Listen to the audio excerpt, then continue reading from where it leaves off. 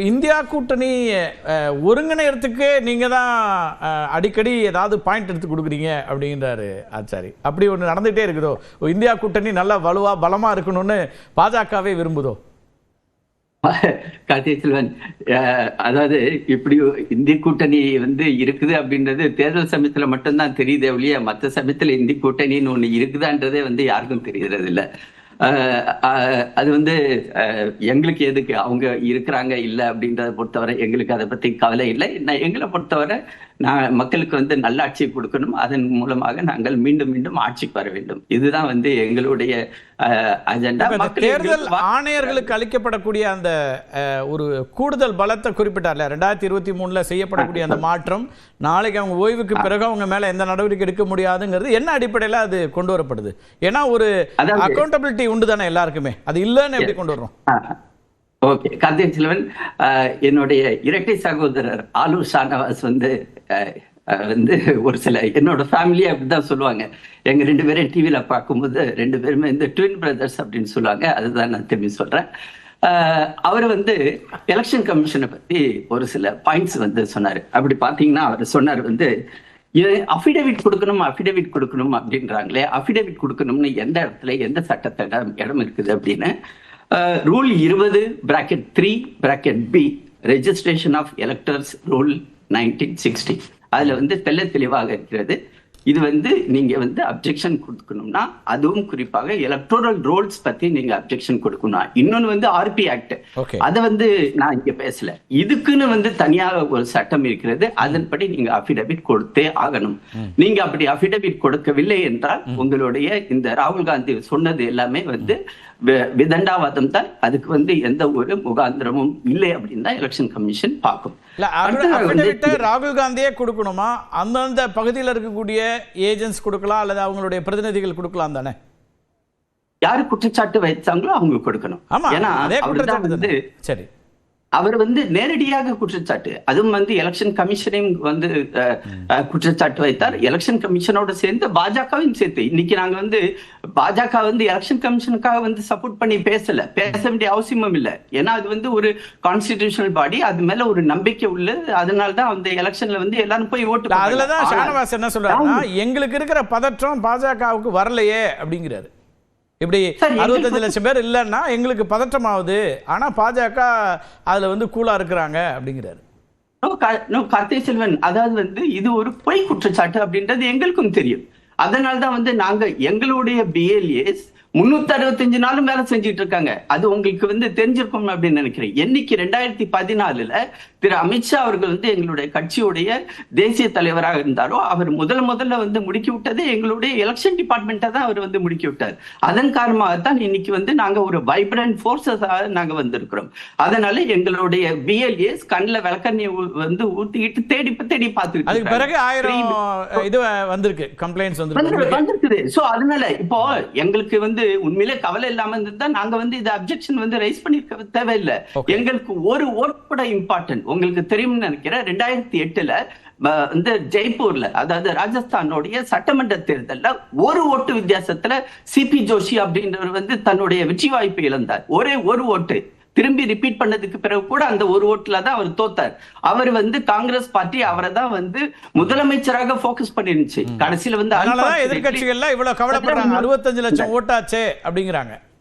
ஒரு ஓட்டு அதனாலதான் எங்களோட இப்ப நம்ம பேசிட்டு இருக்கிற நிலைமையில கூட கார்த்திகை செல்வன், எங்களுடைய பிஎல்ஏஸ் ஓட்டர்ஸ் போய் அவங்க சந்திக்கிறாங்க. உண்மையிலேயே அந்த டேட்டால ப்ராப்ளம் இருக்குதா, அது ப்ராப்ளம் இருந்துச்சுன்னா அது எப்படி அட்ரஸ் பண்ணி. நீங்க ராகுல் காந்தி சொன்னதை கவுண்டர் பண்றேன்னு சொன்னீங்க, உங்ககிட்ட டேட்டா இருக்குன்னு. அவரு கொடுக்கக்கூடிய அப்ஜெக்ஷன்ஸ் என்ன சொல்றீங்க? அதாவது ஒரு 7 பாயிண்ட், அதுல ஒரு பாயிண்ட் என்ன சொன்னார்னா, வாரணாசி தொகுதியில வார்டு நம்பர் 51ல ஒரு தகப்பனுக்கு 50 குழந்தைகள் இருக்குது அப்படின்னு ஒரு பாயிண்ட் சொன்னார். ஆக்சுவலி அந்த 50 பேரும் குழந்தைகள் கிடையாது, அது ஒரு ஆசிரமம். அந்த ஆசிரமத்துல இருக்கிற அந்த குரு சிஷ்ய பரம்பரையின் கீழே அங்க அவரை குருவா ஏத்துக்கிட்டவங்க அவங்க எல்லாருமே அவரை தந்தைன்ற ஸ்தானத்துல டிக்ளேர் பண்ணிருக்காங்க. அது பாயிண்ட் நம்பர் 1. அப்புறம் குர்கிரத் சிங் டாங் அப்படின்றவருக்கு 4 எபிக் இருக்குது அப்படின்னு ஒரு பாயிண்ட் சொன்னார்.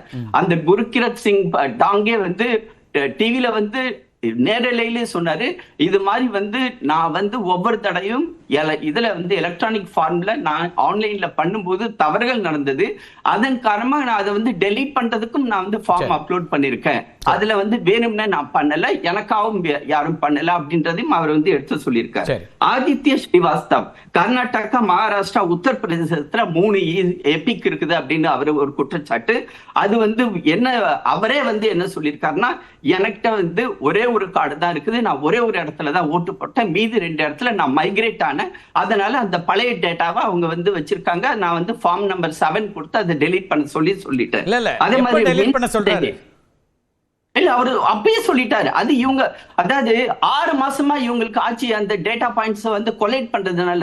ஆனா அதுக்கு முன்னாடியே அவர் வந்து அதை கொடுத்துட்டாரு. அப்புறம் முக்கியமானது மின்தா தேவி அப்படின்னு ஒரு பெண், அவங்களுக்கு 104 வயசு ஆச்சு அப்படின்ட்டு.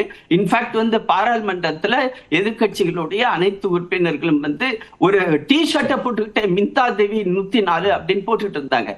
இன்ஃபேக்ட் அந்த அம்மாவே வந்து என்ன சொல்லிச்சுன்னா, அதாவது இதுல வந்து கம்ப்யூட்டர்ல நாங்க லோட் பண்ணும்போது என்னோட டேட் ஆஃப் பர்த் 1990 அப்படின்றதுக்கு பதிலா நான் வந்து 1900 கொடுத்துட்டேன், அதனாலதான் வந்து அந்த இடத்துல 104 வயசு அப்படின்னு வந்துச்சு, அதை நான் ரிவிஷன் பண்ணிருக்கேன் அப்படின்னு சொல்லியிருக்காங்க.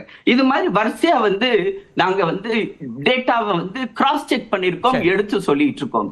நீங்க வந்து இப்படி அழகா தேர்தல் ஆணையம் வந்து கவுண்டர் பண்ணலாமே. இப்ப ராகுல் காந்தி வச்சிருக்கக்கூடிய குற்றச்சாட்டுகள், ராகுல் காந்தி என்ன சொல்றாரு, டேட்டா ஃபுல்லா தேர்தல் ஆணையம் டேட்டா, அதுக்கு நான் ஏன் போய் அஃபிடவிட் கொடுக்கணும், அவங்க டேட்டா தானே, அவங்க தானே அதை ஆத்தென்டிகேட் பண்ணணும்ன்றாங்க. அதை வந்து ஏன் மறுக்கணும்? அதை வெளியிடுறதுக்கு நீதிமன்றம் சொன்னாதான் வெளியிடுவோம்னு வெளியிடுறதுனா அப்ப அங்க சந்தேகம் வருது இல்லையே. கார்த்திகை செல்வன் அவ்வளவு வந்து பேசினார் இல்லைங்களா. இன்ஃபேக்ட் அவருக்கு வந்து அவர் ஒரு பொறுப்பான ஒரு பதவியில இருக்காரு, எதிர்கட்சி தலைவர் என்ற அந்தஸ்துல இருக்காரு. அப்படியாப்பட்டவருக்கு உண்மையிலே அவர் சொல்றது நியாயம், தர்மம், அதுல வந்து உண்மை இருந்துச்சுன்னா இந்த அபிடவிட், அதுவும் வந்து சட்ட ரீதியான ஒரு அபிடவிட் கொடுக்கறதுல அவருக்கு என்ன பயம்? அடுத்து ஒரு பாயிண்ட் கேட்டீங்க, அதாவது இம்யூனிட்டி ஏன் கொடுத்திருக்காங்க, அதாவது சீஃப் எலெக்ஷன் கமிஷனருக்கும் அவருக்கு கூட இருக்கிற 2 எலெக்ஷன் கமிஷனர்ஸ்க்கும் இம்யூனிட்டி கொடுத்திருக்காங்க. ஏன்னா ஒரு அதாவது எலெக்ஷன் ப்ராசஸ் ஆரம்பிச்சு எலெக்ஷன் ப்ராசஸ் முடிகிற வரை அவங்களுடைய ஒவ்வொரு நடவடிக்கைகளும் ஒரு குவாசி ஜுடிஷியல் பவரை வந்து அவங்க எக்ஸர்சைஸ் பண்ணிட்டு இருக்காங்க. எப்படி ஒரு நீதிபதிக்கு அவருடைய காலகட்டத்தில் அவருக்கு இம்யூனிட்டி இருக்குதோ அதே மாதிரியான இம்யூனிட்டி தான் அவர்களுக்கும் கொடுக்கப்பட்டது. அடுத்ததாக வந்து எப்படி சிஇசிய நீங்க வந்து சுப்ரீம் கோர்ட் ஜட்ஜ்மெண்ட்டை மாத்தி நீங்க கொண்டு வந்தீங்க அப்படின்னு, தயவு செய்து உங்களுக்கு மட்டும் இல்ல, இந்த நிகழ்ச்சியை பார்க்கிற ஒவ்வொருத்தவங்களுக்கும் சுப்ரீம் கோர்ட்டோட ஜட்ஜ்மெண்ட்டை திரும்பி ரீவிசிட் பண்ணுங்க. அதுல என்ன சொல்லியிருக்காங்க அப்படின்னா, சரியான முறையில நீங்க வந்து சிஇசியை நாமினேட் பண்றது அது வர சீஃப் ஜஸ்டிஸ் ஆஃப் இந்தியாவை அதுல வச்சிருங்க. அதுக்கு பிறகு நீங்க வந்து புதுசா ரீகான்ஸ்டிடியூட் பண்ணுங்க. ஏன் அந்த சிஜேஐ அங்க வைக்கல, சீஃப் ஜஸ்டிஸ் ஆஃப் இந்தியா ஏன் வைக்கல? ஏன்னா சிஇசி பண்ணக்கூடிய அந்த தப்புக்கு அப்பீல் எங்க இருக்குது? சிஜேஐ இருக்குது. எந்த சிஜேஐ சிஇசியை தேர்ந்தெடுக்க கூடாரோ அவரே வந்து அங்க உட்கார்ந்து அப்பீலையும் பார்த்துக்கிட்டு இருப்பாரா? இதுதான் வந்து டெக்னிக்கல் ப்ராப்ளம். இதை எதிர்க்கட்சிகள் வேணும்னே மடைமாற்றம் செய்கிறார்கள்.